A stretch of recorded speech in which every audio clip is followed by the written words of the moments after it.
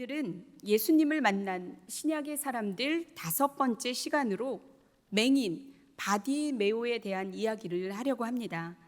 예수님께서 여리고에서 만난 맹인에 대한 이야기는 새 복음서에 기록되어 있습니다. 여리고 맹인에 대한 이야기는 아주 간단합니다.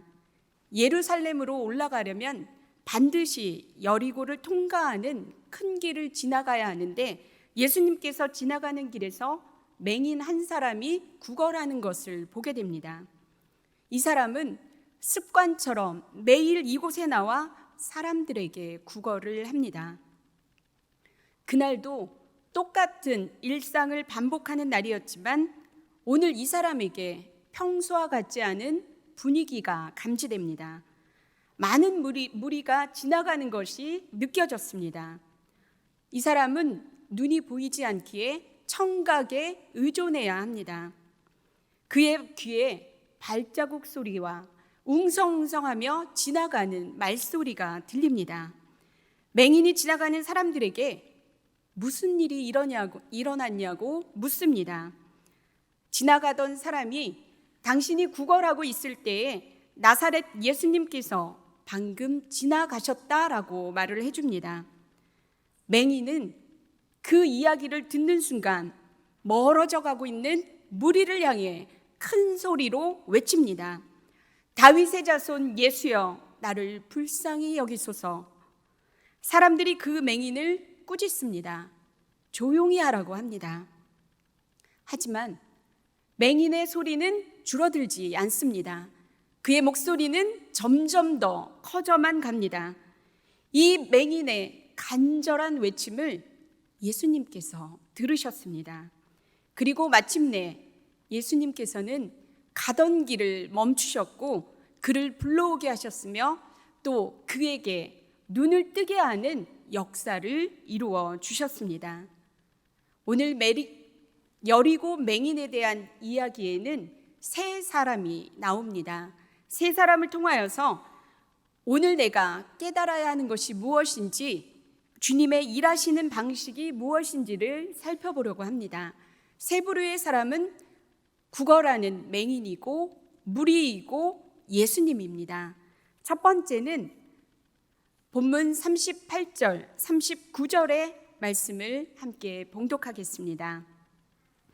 맹인이 외쳐 이르되 다윗의 자손 예수여, 나를 불쌍히 여기소서 하거늘 앞서가는 자들이 그를 꾸짖어 잠잠하라 하되 그가 더욱 크게 소리질러 다윗의 자손이여, 나를 불쌍히 여기소서 하는지라. 아멘. 첫 번째 나오는 사람은 구걸하는 맹인입니다. 마태복음과 마가복음에서는 이 맹인을 두 맹인이라고 기록하고 있고 바디메오라고 이름을 기록하고 있습니다. 그런데 누가복음에서는 그의 이름을 궁금해하지 않는 것 같습니다. 그저 길가에 앉아 구걸하는 한 사람으로 기록하고 있습니다. 이름도 없이 사람들에게 구걸을 하는 한 사람이었다는 것을 말하는 것 같습니다.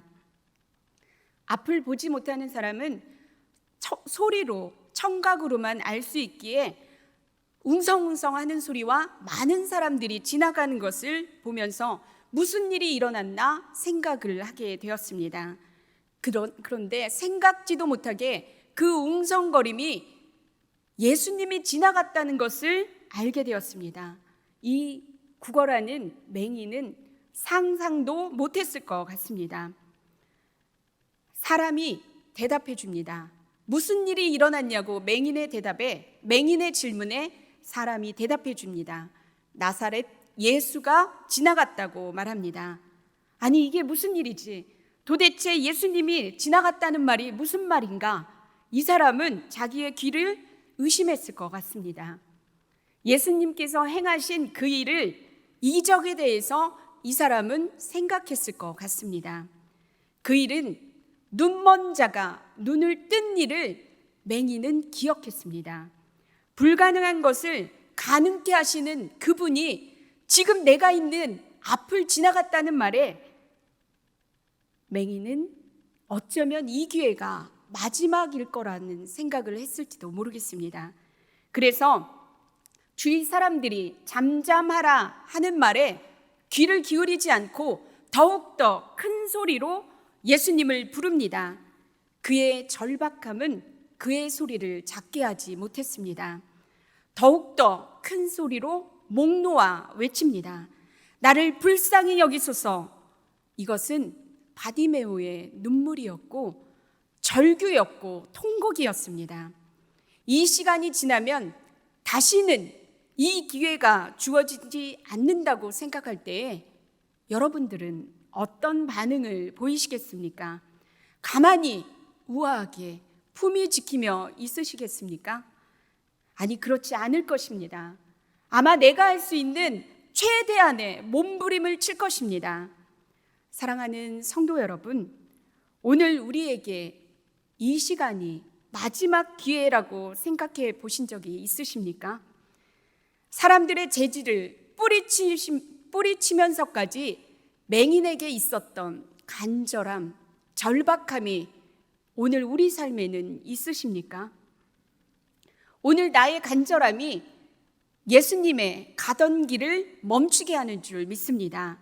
그 멈춤은 오늘 나에게 필요한 그 일을 하나님께서, 예수님께서, 성령님께서 행하시는 줄 믿습니다.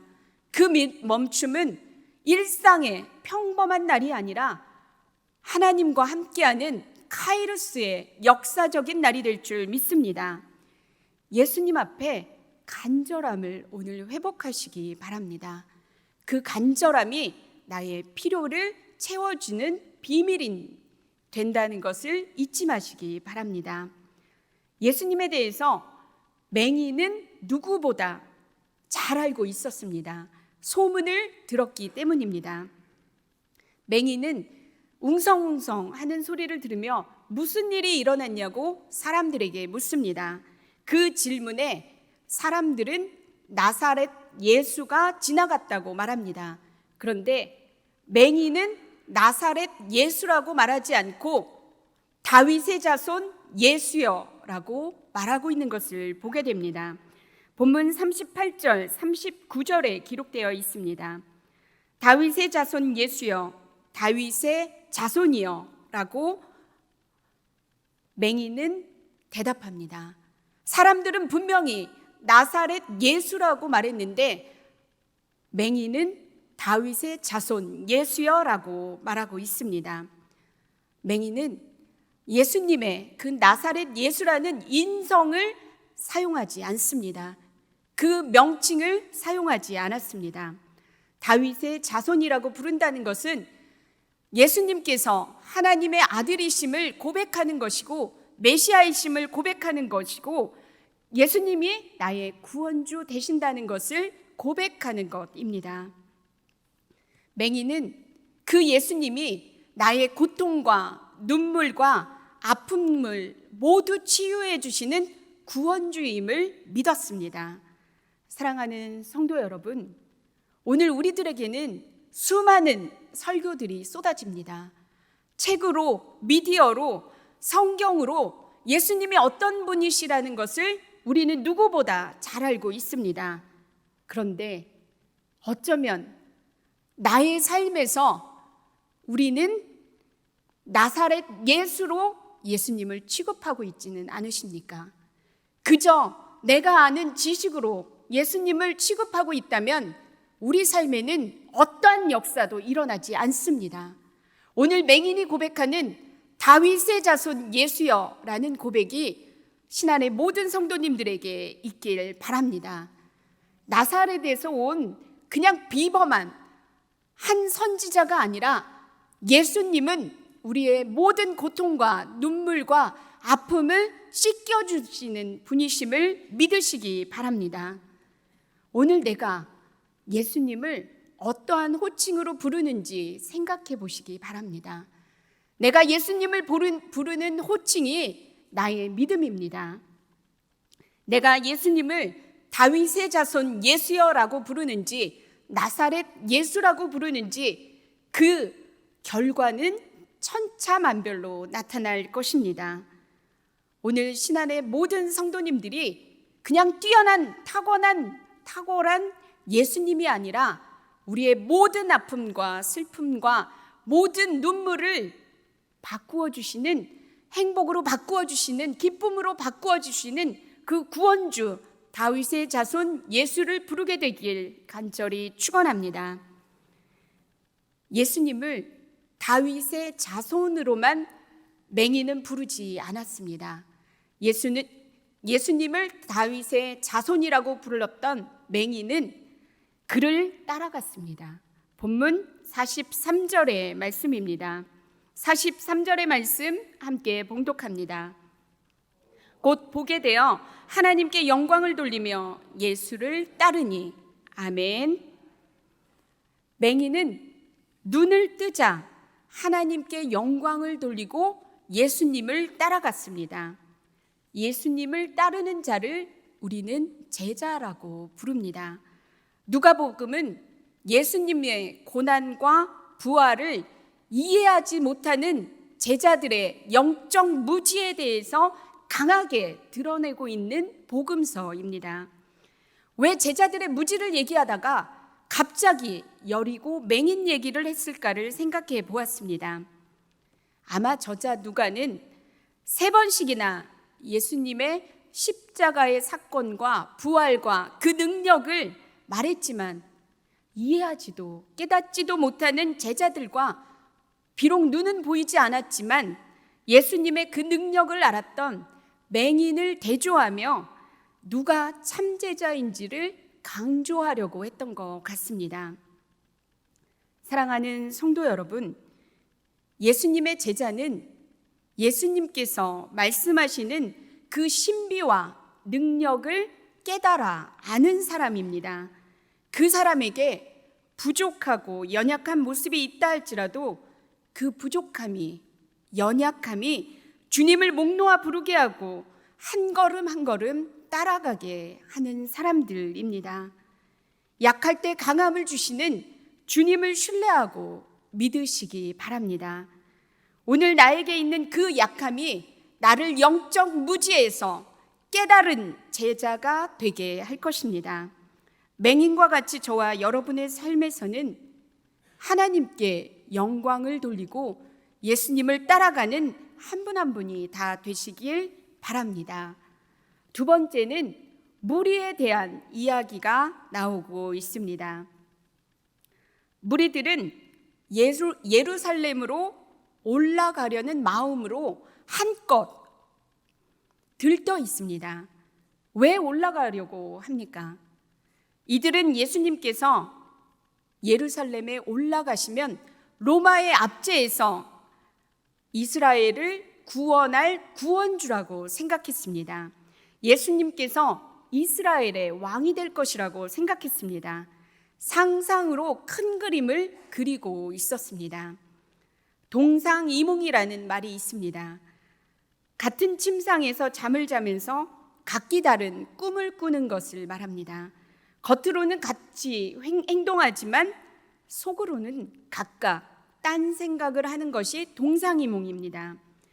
빨리 예루살렘으로 올라가야 하는데 보잘것없는 맹인이 예수님의 앞길을 막고 있습니다. 지체할 시간이 없는데 예수님의 발걸음을 막고 있으니 무리들은 답답하기만 합니다. 이들의 행동이 39절에 기록되어 있습니다. 앞서가는 자들이 그를 꾸짖어 잠잠하라. 아멘. 무리와 같은 표현으로 앞서가는 자들이라고 표현하고 있는데 이들은 맹인을 막았고 그의 외침을 꾸짖었으며 그 입을 다물라라고 하고 있습니다. 이들이 이렇게 한 것은 예수님께서 중요한 일을 해야 하는데 맹인같이 보잘것없는 이름도 없는 하찮은 사람에게 시간을 허비해서는 안 된다고 생각했기 때문입니다. 이들은 예수님의 능력과 일하심, 병자가 치유되고 인생이 변화되는 것에 관심이 없었습니다. 예수님과 함께 예루살렘에 올라가서 자신들이 차지할 그 권한에만 생각이 있었습니다.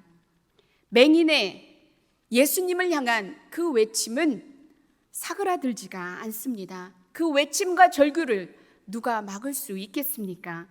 무리들도 맹인의 그 외침을 막지 못했습니다. 사랑하는 성도 여러분, 오늘 나도 이럴 수 있습니다. 나의 생각, 판단으로 누군가가 예수님 앞에 가는 것을 막아서는 장애물이 될 수 있습니다. 말로 꾸짖으며 못 가게 할 수도 있고, 나의 경험과 지식으로 그건 그렇게 하면 안 돼 하며 주춤하게 할 수도 있습니다. 주님의 큰 그림, 진짜 중요하게 생각하는 것이 무엇인지 모르고 제한할 수 있습니다. 적어도 우리가 먼저 믿었다면 누군가가 예수님 앞에 가는데 장애물이 되어서는 안 될 것 같습니다. 우리들은 장애물이 아니라 이끌미가 되어줘야 하고 디딤돌이 되어줘야 합니다. 누군가가 예수님께 나아가는데 통로로 사용되어지는 참 제자들이 되어야 합니다. 저와 여러분의 삶에 생명을 주시는 예수님께 나아가는 누군가를 방해하는 장애물들이 아니라 이끌어주는 이끌미들이 다 되시길 간절히 바랍니다. 세 번째는 찾아오시는 예수님에 대한 이야기를 하려고 합니다. 본문 40절, 41절의 말씀입니다. 우리 40절, 41절의 말씀 함께 봉독합니다. 예수께서 머물러 서서 명하여 데려오라 하셨더니 그가 가까이 오매 물어 이르시되 내게 무엇을 하여 주기를 원하느냐? 이르되 주여 보기를 원하나이다. 아멘. 예수님께서 맹인의 절규를 들으셨습니다. 앞서가는 자들과 예수님의 확연한 반응이 다른 것을 우리는 알 수 있습니다. 앞서가는 자들은 맹인의 부르짖음을 무시하였지만 우리 예수님께서는 가던 길을 멈추고 그를 돌아보셨습니다. 그의 외침을 들으셨습니다. 발걸음을 멈추신 예수님께서는 간절하게 맹인에게 질문하십니다. 무엇을 하여 주기를 원하느냐? 이 질문에 그는 생각하지도 않고 단 한 번 대답을 합니다. 주여 보기를 원하나이다 라고 대답합니다.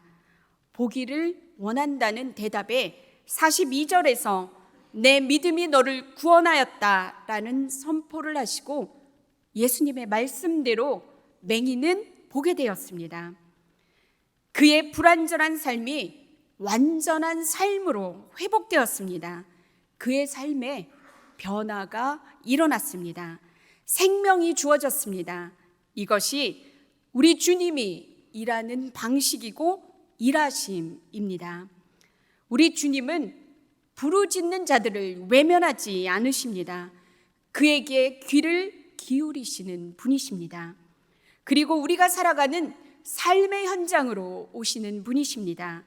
오셔서 생명을 주셔서 회복시키는 분이 우리 주님이십니다. 사랑하는 성도 여러분, 주님이 일하시는 방식은 처음에는 우리의 믿음을 필요로 합니다. 우리의 간절함을 필요로 합니다. 그 간절함으로 목 놓아 우는 사람에게 예수님께서는 주목하십니다. 그리고 우리 예수님은 주목하신 그를 불쌍히 여기시고 삶의 현장으로 오셔서 무엇을 하여 주기를 원하느냐라고 물으십니다. 그리고 예수님의 전능의 능력을 믿는 그 믿음이 그 사람을 치유하게 되고 그 필요를 채워지게 합니다. 오늘 누가 주님의 일하심의 방식을 경험해 보시겠습니까? 간절함으로 나가고 주님께 외치고 주님 앞에 목 놓아 기도했을 때 무엇을 하여 주기를 원하느냐 할 때 보기를 원하나이다 라고 외치시겠습니까? 저와 신안의 모든 성도님들이 주님의 일하심을 경험하며 살아가는 한 분 한 분이 되길 간절히 바랍니다. 이제 말씀을 마치려고 합니다. 오늘 나의 삶이 매일 반복되는 평범한 일상으로 끝나느냐, 그렇지 않느냐는 내가 예수님을 어떻게 부르고 믿느냐에 달려 있습니다. 내가 예수님을 그저 탁월한 능력이 있으신 분, 한 인간으로 생각한다면 우리의 삶에서는 어떠한 역사도 일어나지 않습니다. 나사렛 예수로 인식하는 순간 우리 삶에는 종이 같은 예수님만 있을 뿐입니다. 우리가 인성으로 예수님을 고백하지 않기를 바랍니다. 다윗의 자손 예수여 라고 고백하며 예수님은 하나님의 아들이십니다. 못하실 것이 없는 전능의 주님이십니다. 예수님은 나의 메시아 되시고 구원주 되십니다 라고 고백하는 한 분 한 분이 되길 바랍니다. 앞서가는 자들과 예수님이 맹인을 대하는 태도는 너무나 달랐습니다. 오늘 나의 삶이 누군가를 예수님께 가지 못하게 하는 앞서가는 자들이 되지 않기를 바랍니다. 우리는 앞서가는 자들이 아니라 예수님께 나아가게 하는 이끄미들, 또 디딤돌들이 되시길 간절히 바랍니다. 오늘 나에게 있는 간절함이 예수님이 우리 삶에 오셔서 역사하게 하는 힘입니다. 오늘 우리가 무엇을 믿고 있습니까? 예수님께서 내가 기도할 때에 나의 모든 필요를 채워주신다는 걸 믿고 간절히 부르짖으며 한 걸음 한 걸음 달려가는 신안의 모든 성도님들 되시길 간절히 바랍니다. 기도하겠습니다.